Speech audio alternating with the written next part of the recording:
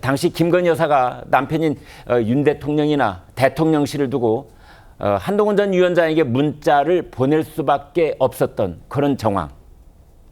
이제 이런 것도 짐작이 되는데요. 그래서 김건희 여사가 직접 해법을 찾으려고 했던 것은 아닌가. 이제 이런 생각이 듭니다. 홍현주 기자. 그러니까 이제 김건희 여사가 아이고 남편하고 한동훈 위원장하고 저렇게 서로 갈등을 빚고 있으니 네. 나라도 좀 나서야 되겠다. 이런 생각을 가졌던 것 같아요. 네, 아무래도 본인이 두 사람 모두와 오랜 시간의 친분이 있었던 만큼 어느 정도 중재 역할을 하려던 노력은 저희가 문자에서도 볼 수 있는 것 같습니다. 이 김 여사가 왜 대통령실을 통하지 않고 직접 한동훈 당시 위원장과 해법을 찾으려 했느냐 저희가 추측을 해볼 수 있는 게 바로 김 여사가 주변에 한 말일 텐데요. 김 여사가 한겨레 보도에 따르면 주변에 내가 문제의 당사자고 한 후보는 집권여당 대표로 총선을 지휘하고 있다. 또 한 후보와 그전부터 가까웠던 것만큼 당연히 의논할 수 있는 최우선 대상 아니겠냐 이렇게 말을 했다는 보도 내용이 나왔습니다. 그러니까 본인을 둘러싼 당 안팎의 논란 속에 오랜 친분이 있는 여당 대표와 직접 해법을 찾으려 했다 이렇게 추측해 볼 수 있겠습니다. 네, 직접 해법을 찾으려 했지만 한동훈 전 위원장이 답장조차 하지 않으면서 이를 알게 된 윤석열 대통령이 상당히 격노한 것으로 전해지기도 했습니다. 앞서 문자를 최초 공개한 CBS 측의 얘기를 들어보겠습니다. 김건희 여사가 한동훈 비대위원장한테 이렇게 정중하게 대국민 사과의 자리를 만들어달라고 했는데 한동훈 비대위원장이 일체 그러니까 무시를 당했다고 여사님이 느끼는 거죠. 근데 문제는 윤석열 대통령이 이 문자를 몰랐다는 거예요, 처음에. 그러니까 보낸 사실을 몰랐어요. 두 분 여사님이 사이에서. 그냥 임의로 개인적으로 친하니까 문자를 보냈는데 예. 대통령께서 뒤늦게 이걸 아신 거예요. 일식했다는 것도 아신 거죠. 그러면서 예. 굉장히 이 지점에서는 굉장히 격노를 하셨습니다. 그래서 1.2 사태로 이어졌다.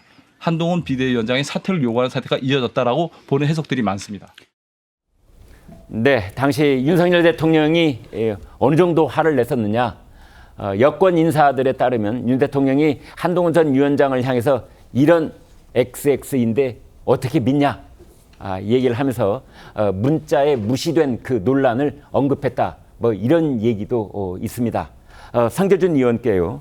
자, 직접 해법을 찾으려고 이제 김건희 여사 나름대로는 남편과 20년 동안 검찰에서 같이 동고동락했던 같이 생사를 했다 뭐 이런 말까지 표현을 했던데요. 그런데 한동훈 위원장한테 연락을 했는데 이제 공사를 구별해야 된다라는 그런 뜻에서의 그 무응답으로 이어졌는데 자, 이런 걸 보고 윤 대통령이 그걸 이제 나중에 알게 된 것 같아요. 그리고 화가 났겠죠. 그렇죠. 이게 지금 이제 타임테이블을 우리가 봤었을 때 총선 기간 동안에 제일 좀 이해가 안 됐던 미스테리가 그거 아니었습니까? 대통령실에서 이간섭 비서실장을 통해 가지고 한동훈 당시 이제 위원장한테 사퇴 요구를 했다라고 하는 거. 그게 이제 일반 국민들이 보기에 그리고 또 당원들이 보기에 제일 좀 이해가 안 되는 모습이었는데 그거에 대한 이유가 어떻게 보면 이번에 좀 밝혀진 게 아닌가라는 생각이 들 정도입니다.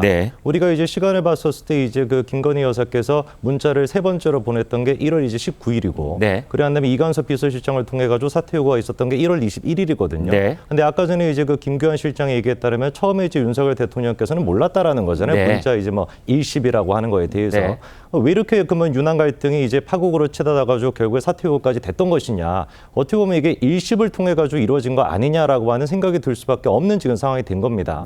저는 이제 요 지금 내용이 공개가 되면서 뭐 일부에서는 한동훈 전 위원장에 대해 가지고 뭐 배신의 어떤 그 정치다 이런 식으로 이제 공세가 이어지고 있는데 과연 일반 국민들이 보기에 그거에 공감을 할까라고 하는 생각이 듭니다. 한 전 위원장 같은 경우는 얘기를 했던 게 공식적인 루트를 통해 가지고 답변을 했다라는 것이고 실제로 그런 식으로 했었죠. 근데 우리가 그 상황을 생각해 봤었을 때 과연 한동훈 전 위원장이 김건희 여사한테 직접 사적으로 대답을 하는 게 가능했을까라고 또 생각해 본다면 검사장일 때 같은 경우도 뭐 카톡으로 뭐 200번을 뭐 주고받았다 뭐다 때문에 얼마나 난리가 났었습니까? 그런 상태에서 과연 이렇게 중차대한 문제에 대해 가지고 사적으로 얘기를 할 수 있는 상황이었을까? 이런 고민도 있었을 것이고 여러 가지로 복합적으로 봤었을 때 한 전 위원장 같은 경우는 아까 전에 이제 그 진중권 교수의 또 통화 내역까지도 공개가 되면서 사실 사실상 김건희 여사가 문자로서는 사퇴할 어떤 사죄를 하겠다라는 의사가 있지만 다른 다양한 경로를 통해 가지고는 사죄할 생각이 없다라고 이제 한전위원장은 판단한 것 같은데 네. 그 부분에 대해서 진중권 교수도 뒷받침하는 얘기가 공개가 된 거 아니겠습니까? 네. 그러다 보니까 아마 한전위원장은 그냥 공식적인 노출을 통해서 그렇게 얘기하는 게 최선이었을 거라고 봤을 것 같아요.